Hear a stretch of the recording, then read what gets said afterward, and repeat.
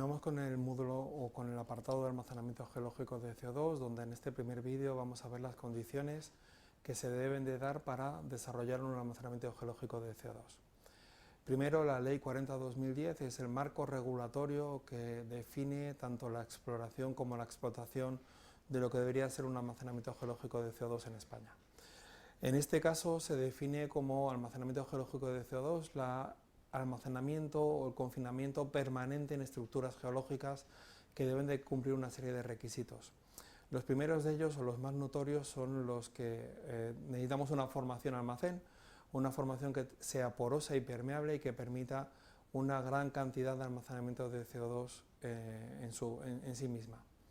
Seguidamente, a la formación almacén, por encima de la formación almacén, tenemos que definir una formación sello, que no es más que una formación impermeable con baja permeabilidad y plástica, lo que podría ser una formación tipo anhidrita, una marga o una arcilla, que permita confinar el CO2 de forma efectiva en la formación almacén.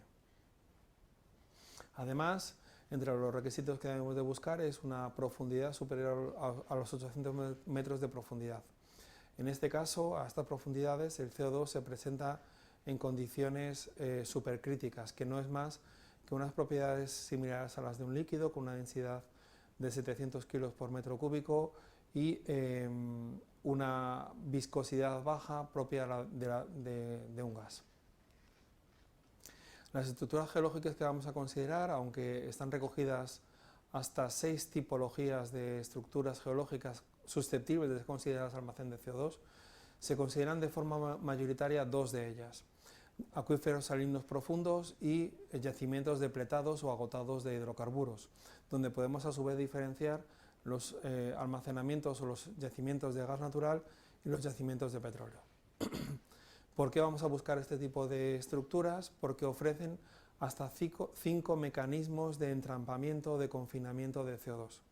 De estos 5 podemos diferenciar los 3 primeros, que son las trampas físicas, donde podemos diferenciar la trampa estructural y estratigráfica, que no es más que la disposición espacial de la formación almacén y de la formación sello en el subsuelo.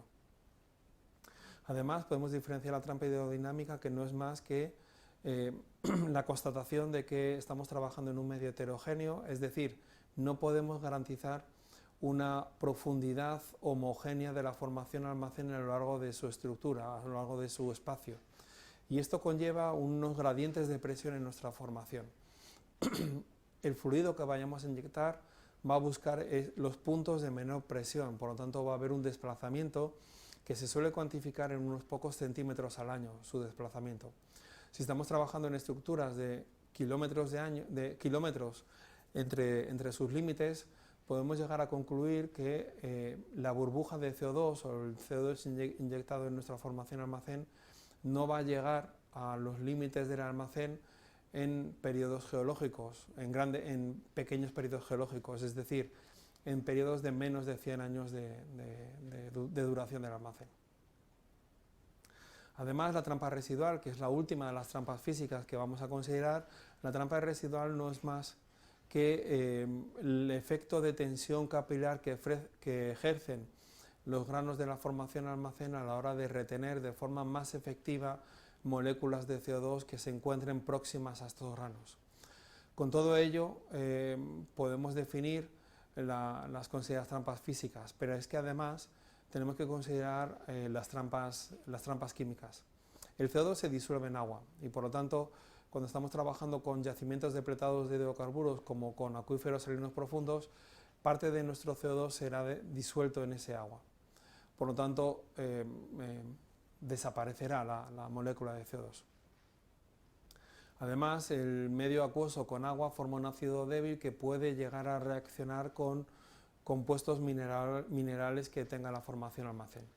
Esto conlleva que de forma efectiva el CO2 forma carbonatos o bicarbonatos y estos precipitan en nuestra formación almacén, quedando retenido de forma efectiva el CO2 en el subsuelo.